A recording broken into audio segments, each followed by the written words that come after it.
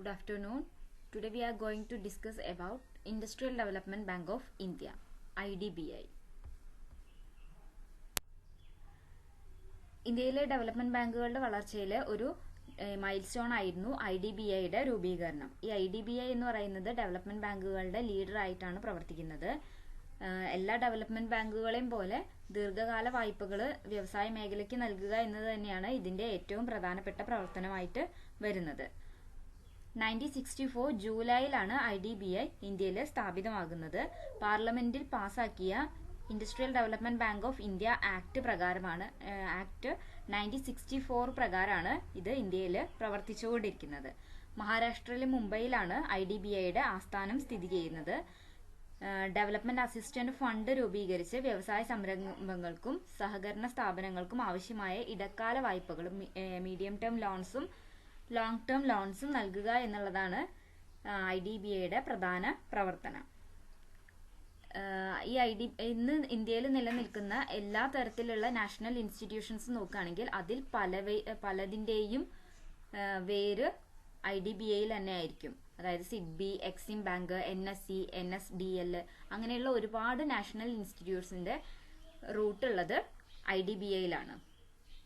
പിന്നെ ഇപ്പോൾ IDBI പ്രവർത്തിക്കുന്നത് RBIയുടെ ഒരു സബ്സിഡിയറി ആയിട്ടാണ്. അങ്ങനെയാണ് ആദ്യം ഉണ്ടായിരുന്നത്. എന്നാൽ ഇപ്പോൾ RBI ഈ IDBIയെ ഗവൺമെന്റ് ഓഫ് ഇന്ത്യയുടെ കീഴിലേക്ക് മാറ്റിയിട്ടുണ്ട്. RBI IDBIയെ തരംതിരിച്ചിരിക്കുന്നത് അതർ പബ്ലിക് സെക്ടർ ബാങ്ക്സ് എന്നുള്ള കാറ്റഗറിയിലാണ്.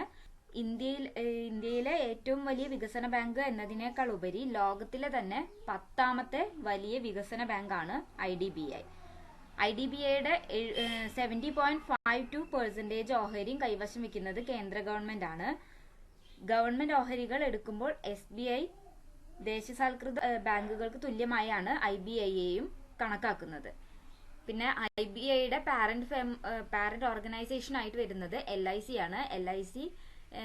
LIC ഈ IDBIയുടെ 51% ഓഫ് ഷെയറും ഇന്ന് LICയുടെ കയ്യിലാണ്.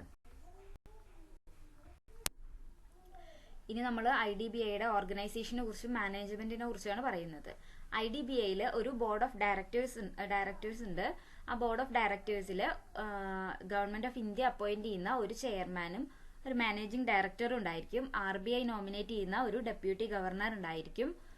പിന്നെ സെൻട്രൽ ഗവൺമെന്റ് നോമിനേറ്റ് ചെയ്യുന്ന 20 മറ്റ് ഡയറക്ടേഴ്സും ഉണ്ടായിരിക്കും. അങ്ങനെ 23 പേരാണ് ഈ ബോർഡ് ഓഫ് ഡയറക്ടേഴ്സിൽ ഉണ്ടായിരിക്കുക. അതിനോടൊപ്പം തന്നെ ബോർഡ് ഓഫ് ഡയറക്ടേഴ്സിൽ ഒരു എക്സിക്യൂട്ടീവ് കമ്മിറ്റി ഉണ്ടായിരിക്കും. ഈ എക്സിക്യൂട്ടീവ് കമ്മിറ്റിയാണ് ഫിനാൻഷ്യൽ അസിസ്റ്റൻസ് സാങ്ഷൻ ചെയ്യുന്നത്.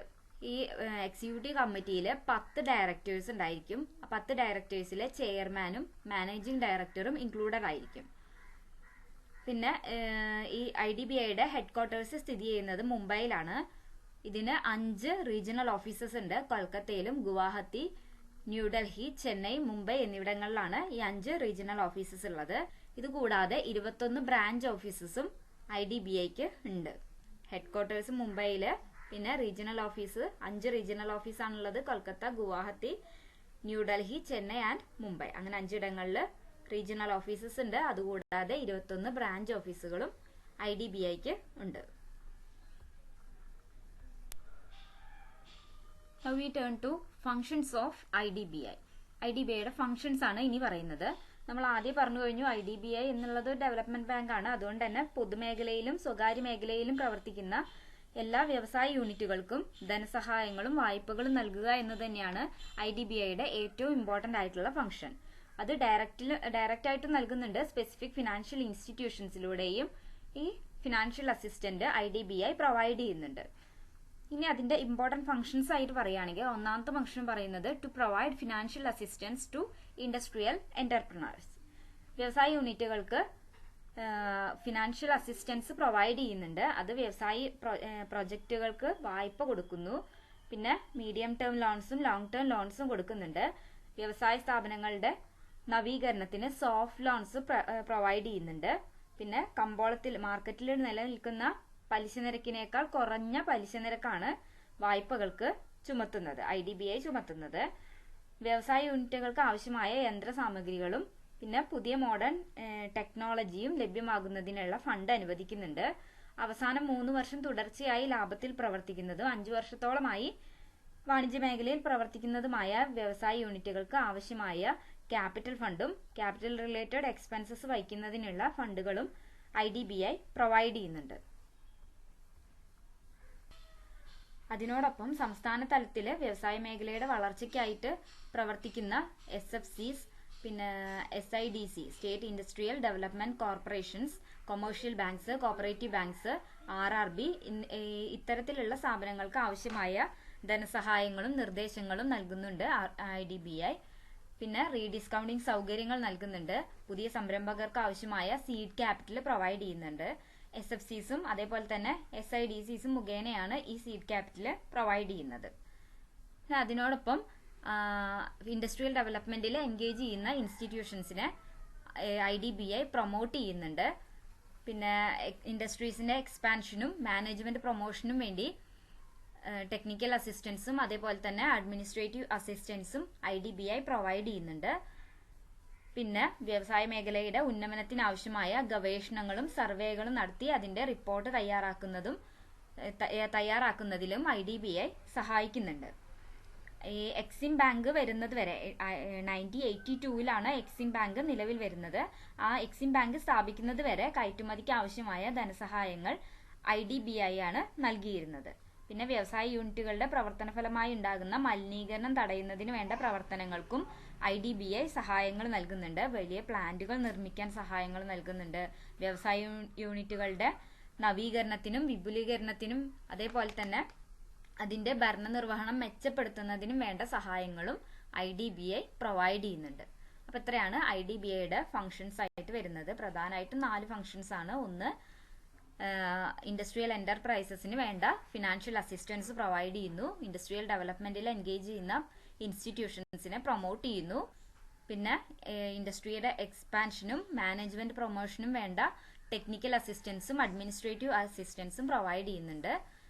പിന്നെ സർവേസ് നടത്തുന്നുണ്ട്. സർവേസ് എന്ന് പറഞ്ഞാൽ വ്യവസായ മേഖലയുടെ ഡെവലപ്മെന്റിന് ആവശ്യമായിട്ടുള്ള ഗവേഷണങ്ങളും റിസർച്ചും സർവേസും എല്ലാം നടത്തുന്നുണ്ട്. ഇത്രയാണ് IDBIയുടെ പ്രധാന ഫങ്ഷൻസ് ആയിട്ട് വരുന്നത്.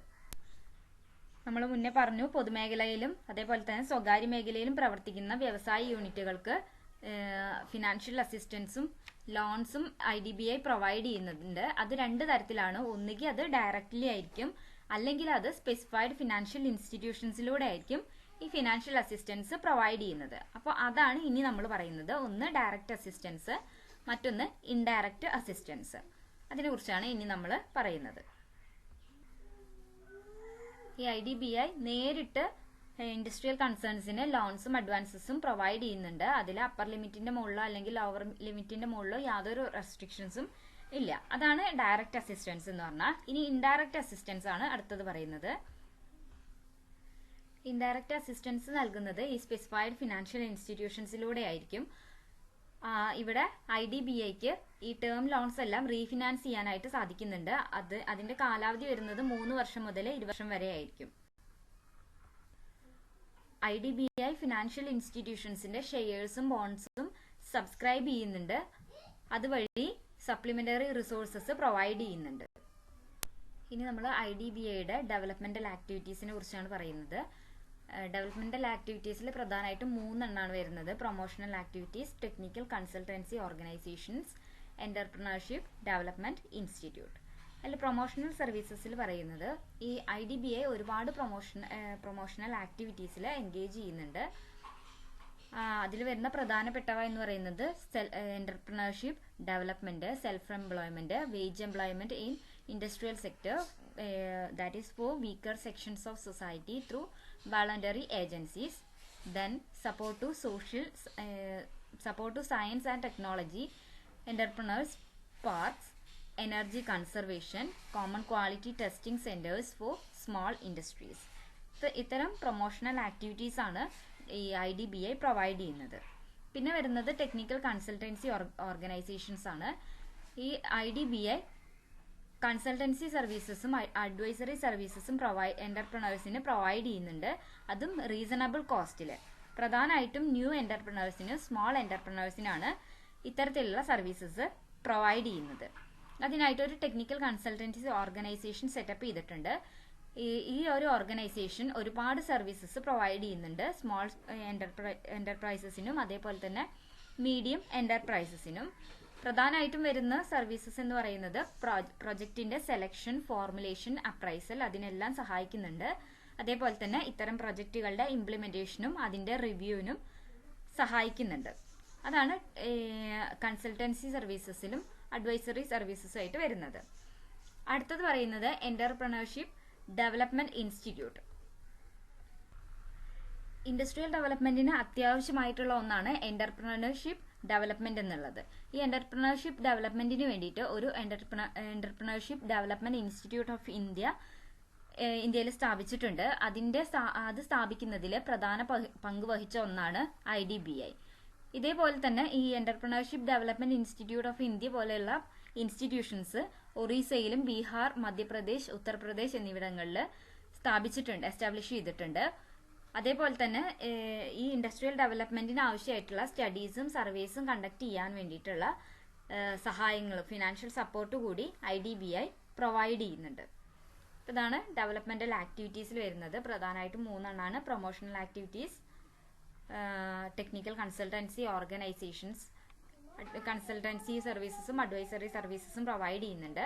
പിന്നെ അതുപോലെ തന്നെ ഇൻഡസ്ട്രിയൽ ഡെവലപ്മെന്റിന് വേണ്ടിയിട്ട് എന്റർപ്രണർഷിപ്പ് ഡെവലപ്മെന്റ് പ്രൊമോട്ട് ചെയ്യാൻ വേണ്ടിയിട്ടുള്ള ഇൻസ്റ്റിറ്റ്യൂഷൻസ് ഡെവലപ്പ് ചെയ്യുന്നുണ്ട്.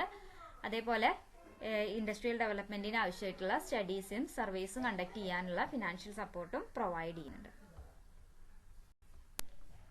അപ്പോൾ ഇത്രയാണ് നമുക്ക് ഇന്നത്തെ ക്ലാസ്സിൽ പറയാനുള്ളത്. IDBI എന്നത് ഇന്ത്യയിലെ ഡെവലപ്മെന്റ് ബാങ്കുകളുടെ ഹിസ്റ്ററി നോക്കുകയാണെങ്കിൽ അതിൽ ഏറ്റവും പ്രധാനപ്പെട്ട ഒന്നാണ് IDBIയുടെ എസ്റ്റാബ്ലിഷ്മെന്റ് എന്ന് പറയുന്നത്. IDBI ഡെവലപ്മെന്റ് ബാങ്കുകളുടെ ലീഡർ ആയിട്ടാണ് പ്രവർത്തിക്കുന്നത്. ഡെവലപ്മെന്റ് ബാങ്കുകൾ എന്ന് പറഞ്ഞിട്ടുണ്ടെങ്കിൽ ഇൻഡസ്ട്രീസിന് ലോങ് ടേം ലോൺസ് പ്രൊവൈഡ് ചെയ്യാൻ വേണ്ടിയിട്ടാണ് സ്ഥാപിച്ചിട്ടുള്ളത്. അപ്പോൾ ലോങ് ടേം ലോൺസ് പ്രൊവൈഡ് ചെയ്യുക, അതുവഴി ഇൻഡസ്ട്രിയൽ ഡെവലപ്മെന്റ് ഉണ്ടാക്കുക എന്നുള്ളത് തന്നെയാണ് IDBIയുടെ പ്രധാന ധർമ്മമായിട്ടുള്ളത്. അപ്പോൾ ഇൻഡസ്ട്രിയൽ ഡെവലപ്മെന്റ് ഉണ്ടായാൽ സ്വാഭാവികമായും കൺട്രിയിൽ ഇക്കണോമിക് ഡെവലപ്മെന്റും ഉണ്ടാകും. അപ്പോൾ ഇക്കണോമിക് ഡെവലപ്മെന്റ് ഉണ്ടാക്കുക എന്നുള്ളത് തന്നെയാണ് IDBIയുടെയും അൾട്ടിമേറ്റ് ലക്ഷ്യം എന്ന് പറയുന്നത്. ഇത്രയാണ് നമുക്ക് ഇന്നത്തെ ക്ലാസ്സിൽ പറയാനുള്ളത്. Thank you.